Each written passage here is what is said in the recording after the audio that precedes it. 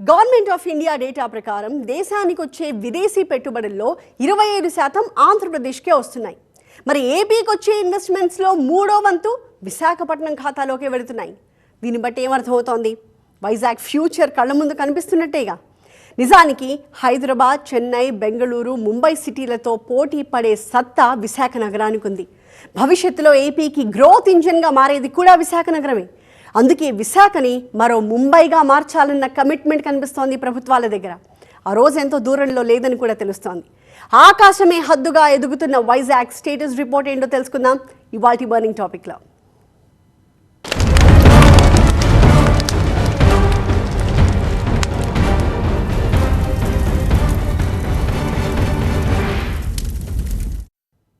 దేశం ఆర్థికంగా గట్టిగా నిలబడాలి అంటే, ప్రపంచం ముందు తలెత్తుకు తిరగాలంటే నగరాలే వెన్నెముకలు.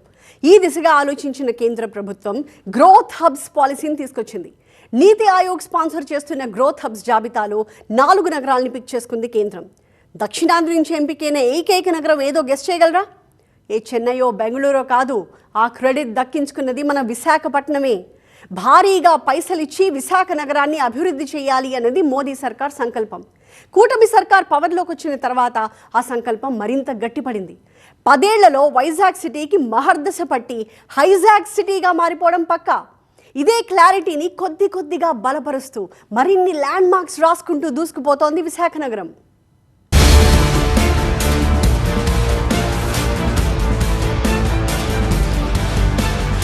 మనకు ఆంధ్రప్రదేశ్ విడిపోయిన తర్వాత ఎక్కడ పెట్టాలి కేబినెట్ మీటింగ్ అంటే, ఎత్తుక్కుంటూ ఆంధ్ర యూనివర్సిటీకి వచ్చామంటే అది ఆంధ్ర యూనివర్సిటీ యొక్క ప్రత్యేకత.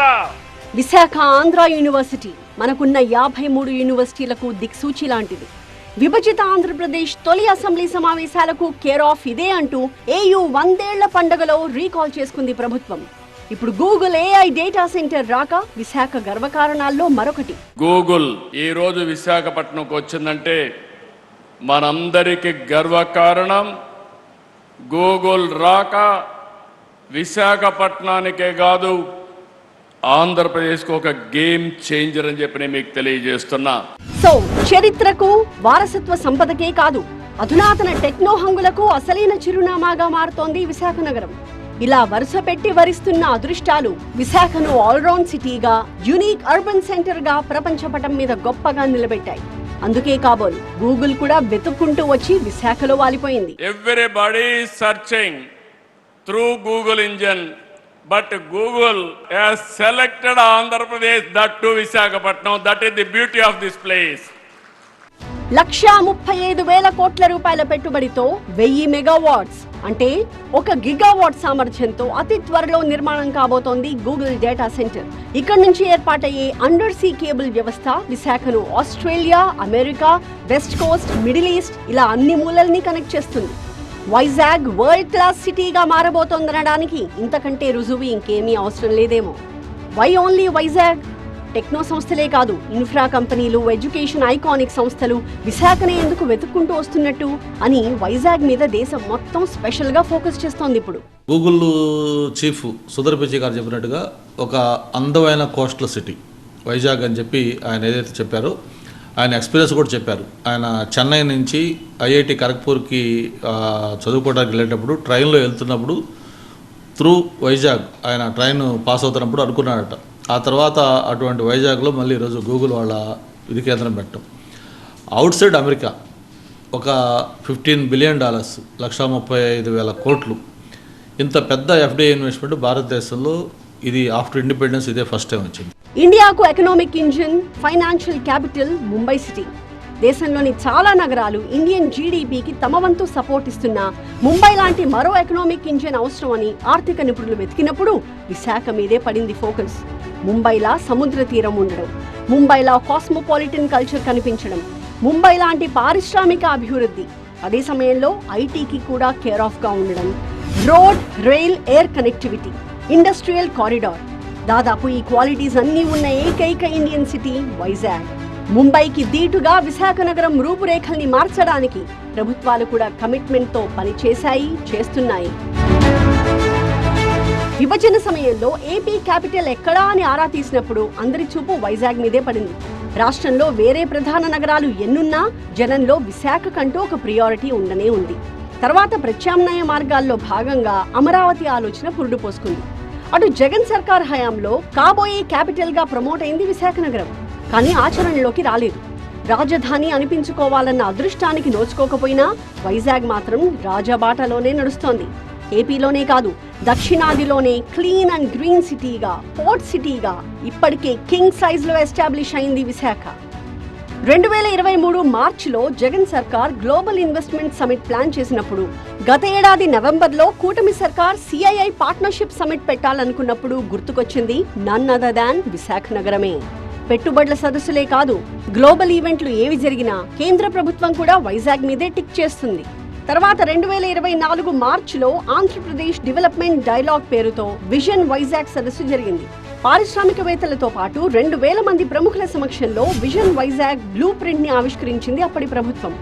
Institute of emerging technology varsity, నిర్మాణం పూర్తి చేసుకున్న భోగాపురం అంతర్జాతీయ విమానాశ్రయం, భోగాపురానికి 6 లేన్ల బీచ్ కారిడార్ రోడ్, ఇవన్నీ కలిపి త్వరలో గోల్డెన్ విశాఖ ఆవిష్కారం పక్కా అని తేలిపోయింది. 30 years బ్యాక్ హైదరాబాద్ ఎలాగో ఉందో అదే పొజిషన్లో ఈరోజు వైజాగ్ ఉంది. నేనైతే 100% గంటాబద్ధంగా చెప్పగలుగుతున్నాను. ఒక 20-25 ఏళ్ళ తర్వాత వైజాగ్ యూ కెనాట్ ఇమాజిన్ ఎలా గ్రోత్ అవుతుందనేది. ఇక్కడ ఒక చక్కటి టెరైన్, మంచి సముద్రం, ఎత్తైన పచ్చటి కొండలు, మరొక అరకు లాంటి ఏజెన్సీ ప్రాంతం, స్టీల్ ప్లాంట్, పోర్ట్ లాంటి ఇండస్ట్రియల్ ఏరియా, అలాగే అనకాపల్లి లాంటి గ్రామీణ ప్రాంతం అన్నీ మిక్స్ అయ్యి ఉన్న ఒక బెస్ట్ ప్లేస్ ఇది. సైక్లోన్ వచ్చిన ప్రతిసారి గుర్తుకొచ్చే పీడకల హుద్హుద్ తుఫాన్. రాకాసి తుఫాన్ విరుచుకుపడ్డప్పుడు విశాఖ గట్టిగా నిలబడింది. ఎగువ ప్రాంతం నుంచి వర్షపు నీటిని కైలాసగిరి ఆపి నగరానికి రక్షణ రేకుగా నిలబడింది. హుద్హుద్తో విధ్వంసం జరిగినా తట్టుకుని నిలబడి తర్వాతి కాలంలో ఇంకా మెరుగ్గా రీషేప్ అయింది విశాఖ నగరం. తర్వాత కొన్నిసార్లు భూకంపాల వార్తలు భయపెట్టినా విశాఖ నగరం వణికింది లేదు. 3.7కు మించి భూకంప తీవ్రత ఎప్పుడూ నమోదు కాలేదు. ఇక్కడ భూకంపం వచ్చే రిస్క్ తక్కువ. హైదరాబాద్, బెంగళూరు లాగానే వైజాగ్ కూడా సేఫ్ జోన్ లో ఉంది అని నేషనల్ సెంటర్ ఫర్ సైస్మాలజీ ఒక ధీమా సర్టిఫికేటే ఇచ్చింది. భౌగోళిక స్థితి, వాతావరణ పరిస్థితి, ఇప్పుడొస్తున్న పారిశ్రామిక విప్లవం అన్నీ కలిపి వైజాగ్ సిటీని ఫ్యూచరిస్టిక్ సిటీగా మార్చేస్తున్నాయి. ఈ రోజు నుంచి విశాఖ విశ్వనగరి, విశాఖ గ్లోబల్ సిటీ, ఇది అన్స్టాపబుల్. ఏ పార్టీ విజన్ ఎలా ఉన్నా పవర్లోకి వచ్చిన తర్వాత అన్ని పార్టీలది ఒకటే ఇజం, అభివృద్ధిజం. మరి ముఖ్యంగా విశాఖని అభివృద్ధి చేయాలి అన్న ఇజంలో మాత్రం ఏ మార్పు లేదు. ఒక ప్రభుత్వం శంకుస్థాపన చేస్తే మరో ప్రభుత్వం పూర్తి చేసి రిబ్బన్ కట్ చేస్తుంది. ఒక ప్రభుత్వం డీల్ ఓకే చేసుకుంటే తర్వాత వచ్చిన ప్రభుత్వం ఈగోలకు పోకుండా ఆ ఒప్పందాలు గ్రౌండింగ్ అయ్యేలాగా చూస్తుంది. టోటల్గా పాలకులందరూ కంకణబద్ధులై ఒక ఘనమైన కమిట్మెంట్తో విశాఖ నగరాన్ని వెలిగిస్తూనే ఉన్నారు. 1,35,000 కోట్ల రూపాయలు, దేశ చరిత్రలోనే అతిపెద్ద విదేశీ ప్రత్యక్ష పెట్టుబడి. క్లౌడ్ అండ్ AI సర్వీసెస్ తో పాటు deep learning, high speed training కి ఉపయోగపడే Google data centre care of Vizag Tarluvada. ఇది హైటెక్ సిటీ 2.0 అని ప్రచారం జరుగుతోంది. ఇది ఒక హిస్టారికల్ ఈవెంట్. ఈ రోజు ఒక మామూలు భూమి పూజలాగా చాలా మందికి కనపడవచ్చు. హైదరాబాద్కు కరెక్ట్గా చెప్పాలంటే హైదరాబాద్కు బొడ్రాయి అనేటువంటిది హైటెక్ సిటీనే. అది హైదరాబాద్ రూపురేఖల్ని, ఆంధ్రప్రదేశ్ రూపురేఖల్ని, తెలుగు జాతిలో చదువుకుంటున్నటువంటి పిల్లలకు ఉద్యోగ ఉపాధి అవకాశాలను కల్పించడానికి మార్పుకు శ్రీకారం చుట్టడం జరిగింది. 28 ఏళ్ల క్రితం హైదరాబాద్కి హైటెక్ సిటీ వచ్చి 3 దశాబ్దాల పాటు ఐటీ రెవల్యూషన్కి బలమైన ఆనవాలుగా నిలిచింది. ఇప్పుడు విశాఖ నగరానికి గూగుల్ డేటా సెంటర్ AI శకానికి అటువంటి ఆశాకిరణమే కాబోతోంది. ఎందుకంటే డేటా సెంటర్కి కనీసం 100 కిలోమీటర్ల పరిధిలో ఈకోసిస్టమ్ ఏర్పాటవుతుందని అంచనా ఉంది. అటు ట్రయల్ రన్ కూడా పూర్తి చేసుకుని రెడీ టు టేక్ ఆఫ్ అంటోంది Bhogapuram international green field airport. Uttarandhra వాసుల దశని దిశని మార్చే ప్రతిష్టాత్మక ప్రాజెక్ట్ ఇది. విశాఖతో మిగతా ప్రపంచానికి ఎయిర్ కనెక్టివిటీ పెరగడమే కాదు, అంతర్జాతీయ స్థాయిలో కార్గో సదుపాయాలు, యువతకు కొత్తగా ఉద్యోగావకాశాలు, ఇవన్నీ వైజాగ్ లైఫ్ స్టైల్నే మార్చేయబోతున్నాయి. 9వ అతిపెద్ద ఎకనామిక్ సిటీగా ఉన్న విశాఖ ఎయిర్ కనెక్టివిటీలో మాత్రం 27వ స్థానంలో ఉంది. ఈ గ్యాప్ ని భోగాపురం ఇంటర్నేషనల్ ఎయిర్పోర్ట్ తగ్గించబోతోంది. ఆర్సెలార్ మిట్టల్, నిప్పన్ స్టీల్ ఇండియాతో కలిసి విశాఖలో 1,00,000 కోట్లకు పైగా పెట్టుబడితో భారీ ప్లాంట్ కి గత నెలలోనే శంకుస్థాపన జరిగింది. అనకాపల్లి జిల్లాలో నిర్మించే ఈ పరిశ్రమతో 1,00,000 మందికి పైగా ఉపాధి దొరుకుతుంది.